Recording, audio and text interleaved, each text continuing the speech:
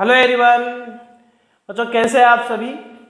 तो बच्चों आज की क्लास में हम स्टार्ट करने वाले हैं कूलम्ब्स लॉ को। कूलम्ब्स लॉ में बच्चों हम सबसे पहले कूलम्ब्स लॉ के अकॉर्डिंग हम कैसे फोर्स का डायरेक्शन फाइंड करते हैं, फोर्स का डायरेक्शन फाइंड करके हम कैसे न्यूमेरिकल सोल्व करते हैं, वो बात पहले हम बच्चों पढ़ेंगे आज। उसके बाद हम कूलम्ब्स लॉ को डिटेल से यहाँ देखते हैं। तो सबसे पहले बच्चों हमें न्यूमेरिकल सोल्व करने का जो मेथड इसके अंदर आता है वो हम कूलम्ब्स लॉ में यहाँ सीखते हैं। तो चलो बच्चों स्टार्ट करते हैं। कूलम्ब्स लॉ बच्चों मेनली किसके लिए है? दो चार्जेस हम लेते हैं, जैसे मान लो कि हमने यहाँ एक पॉजिटिव चार्ज लिया है और यहाँ भी पॉजिटिव चार्ज ही मेरे पास है। सपोज कि बच्चों ये नेगेटिव चार्ज है और ऐसे ही ये भी नेगेटिव चार्ज है और ये पॉजिटिव चार्ज है और ये नेगेटिव चार्ज है। ये जो चार्ज है इस साइड लिख रखे हैं, इनका मैग्नीट्यूड मैंने यहाँ Q1 एंड Q1 ले रखा है। ये Q2 और Q2 हमने इनका मैग्नीट्यूड ले रखा है। हमने इन चार्जेस को इतना पास में रखा है कि ये या तो अट्रैक्शन फोर्स या रिपल्सन फोर्स एक दूसरे पर लगा रहे हैं।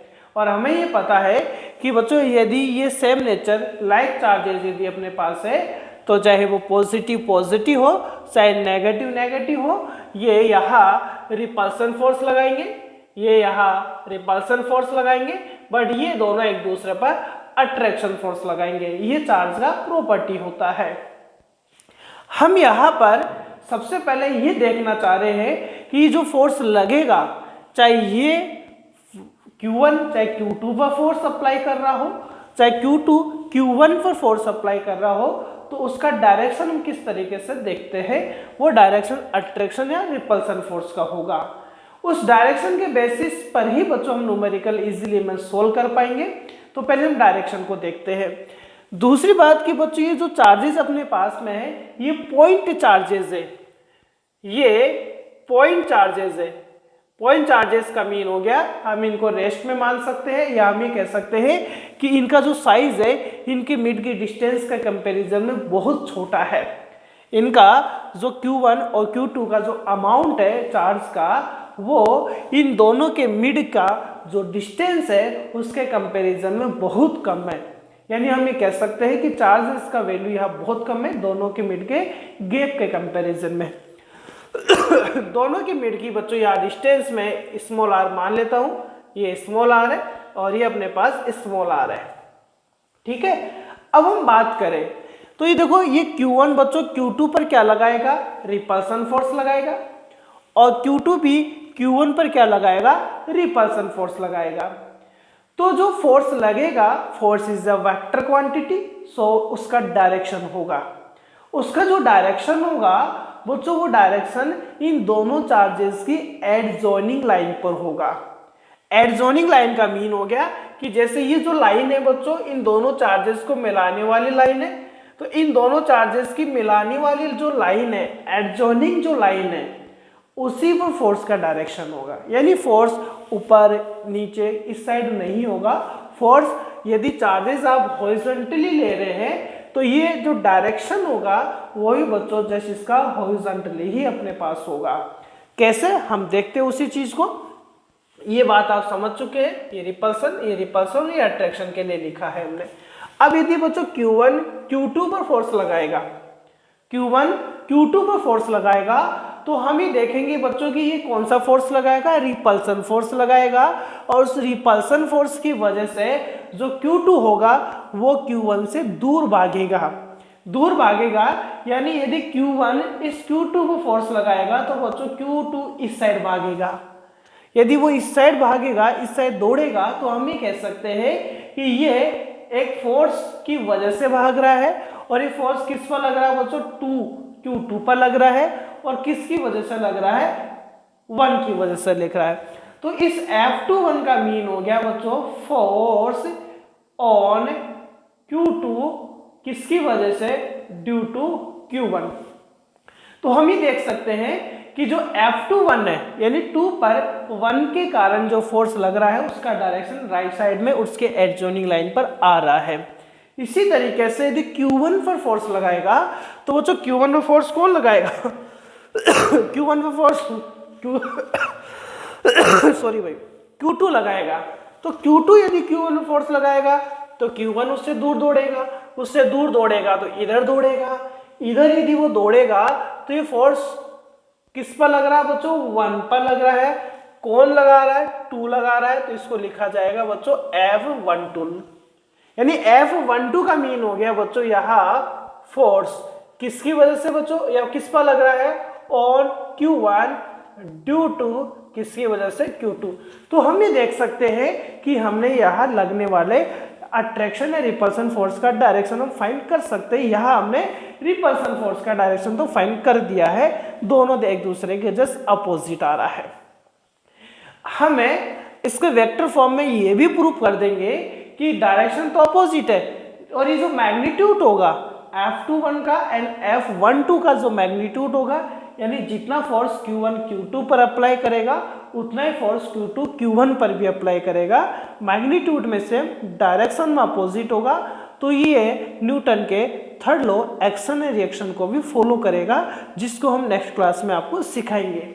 अब यदि देखो बच्चों ये भी अपने पास किसका है, रिपल्सन फोर्स ही है, तो ये लिखा जाएगा 21 और ये क्या लिखा जाएगा आपके पास में F12। तो हम ही देख पा रहे हैं कि जो फोर्स जो है इन दोनों चार्जेस की एडजॉइनिंग लाइन पर ही अप्लाई होते हैं, इनका डायरेक्शन इनके एडजॉइनिंग लाइन पर ही होता है। अब हम यहाँ देखते हैं, तो बच्चों देखो ये इसको ये क्या करेगा भाई, मेरे पास आ जा।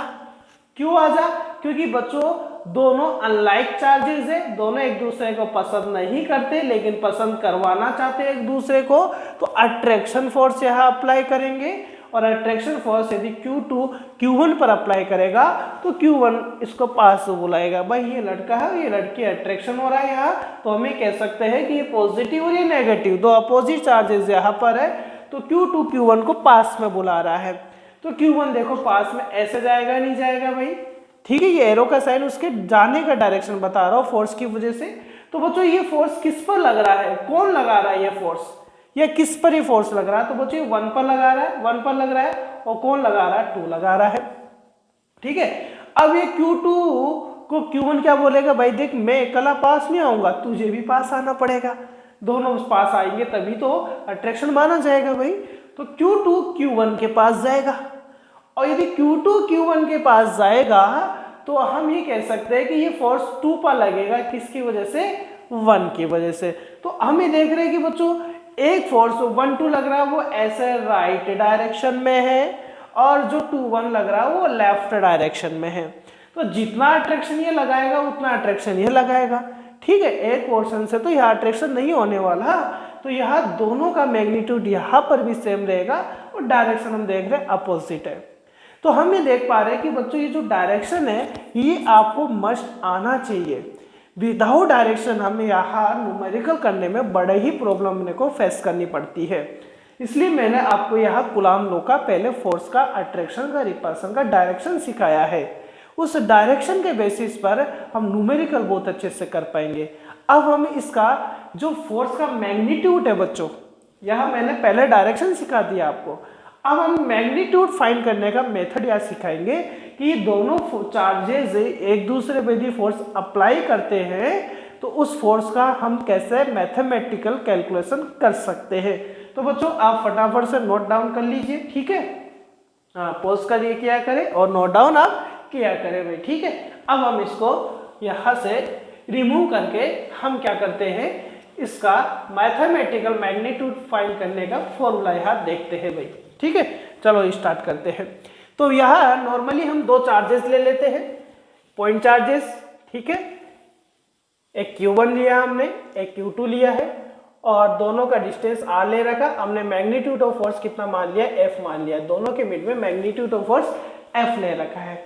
कूलॉम लॉ क्या कहता है कि इन दोनों चार्जेस के मिड में जो अट्रैक्शन या रिपल्सन का जो फोर्स अप्लाई होता है वो हमने F ले रखा है। ये फोर्स जो होता है वो प्रोपोर्शनल होता है, डायरेक्टली प्रोपोर्शनल होता है किनके बच्चों, Q1 और Q2 के जो प्रोडक्ट होता है, Q1 और Q2 का जो प्रोडक्ट होता है, मैग्नीट्यूड का जो प्रोडक्ट होता है उनके ये क्या होता है, डायरेक्टली प्रोपोर्शनल होता है। यानी ये जो कूलम्ब लॉ फोर्स होता है, यानी according to Coulomb's law the force between 2 point charges is the directly proportional the magnitude of the product of magnitude of charges.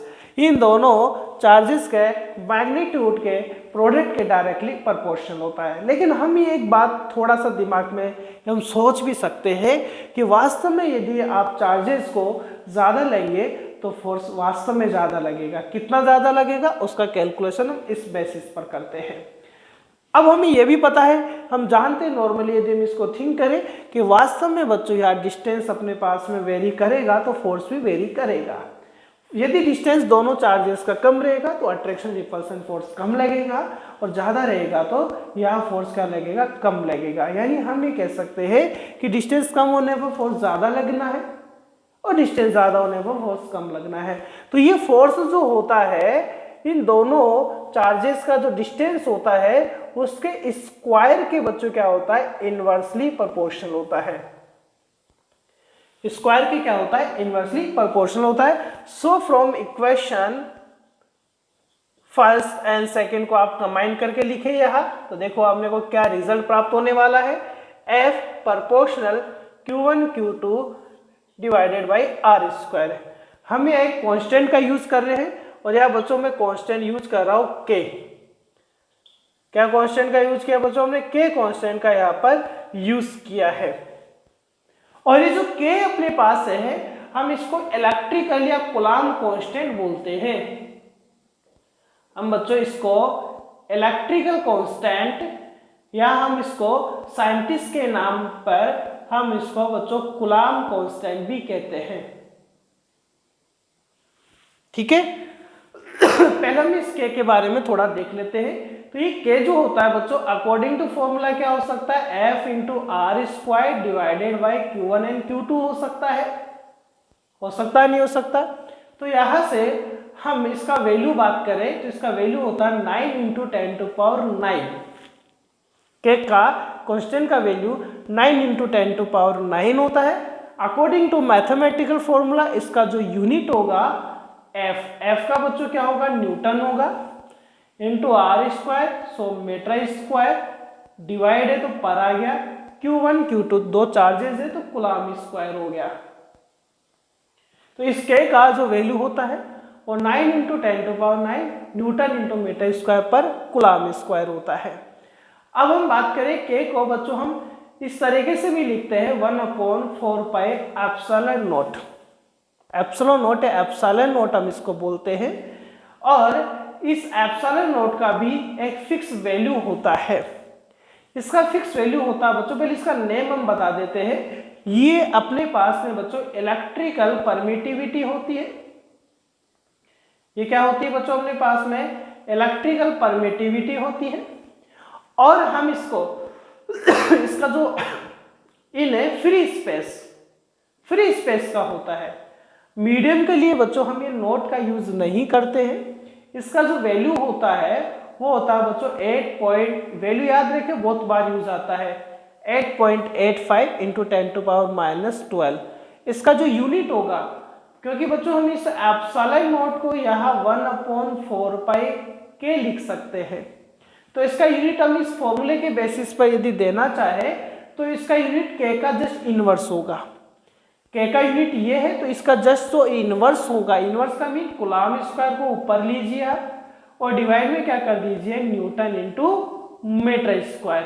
तो ये अपने पास में परमिटिविटी का क्या हो जाएगा, यहाँ यूनिट हो जाएगा। बात क्लियर है? आप ये नोट कीजिए बच्चों, हम इसके आगे वेक्टर फॉर्म की बात करते हैं। ठीक है, नोट करें आप फटाफट से इसको।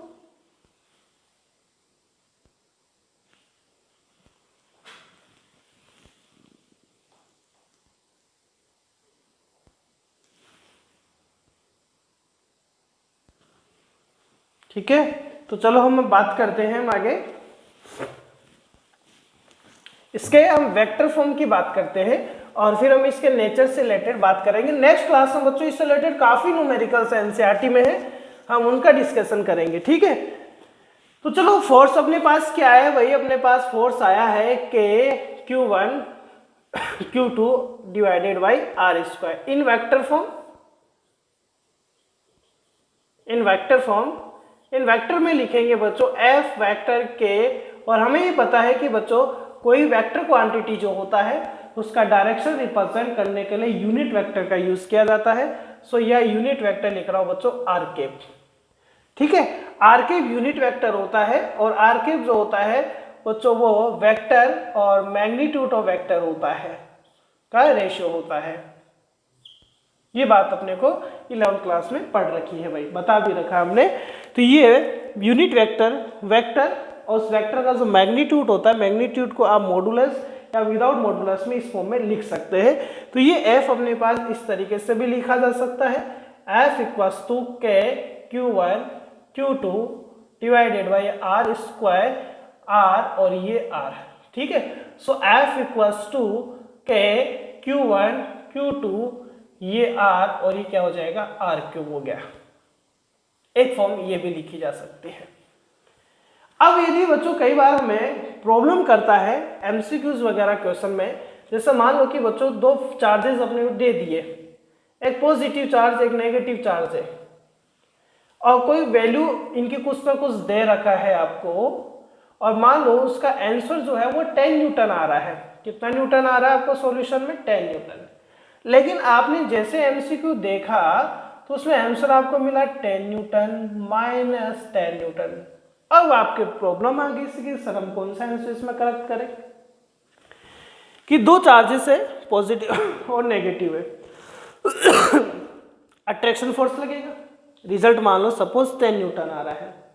अब लेकिन आपने जब एमसीक्यू का ऑप्शन देखा तो उस ऑप्शन में आपको 10 न्यूटन भी दिखाई दे रहा है, माइनस 10 न्यूटन भी आपको दिखाई दे रहा है। तो अब इस कंडीशन में हमारे पास आंसर क्या होगा, हम उसको एक बार देख लेते हैं। क्योंकि बच्चों यहाँ प्लस माइनस जो साइन है वो नेचर को यहाँ डिफाइन करेगा। तो यदि अपने पास में अट्रैक्शन फोर्स हो,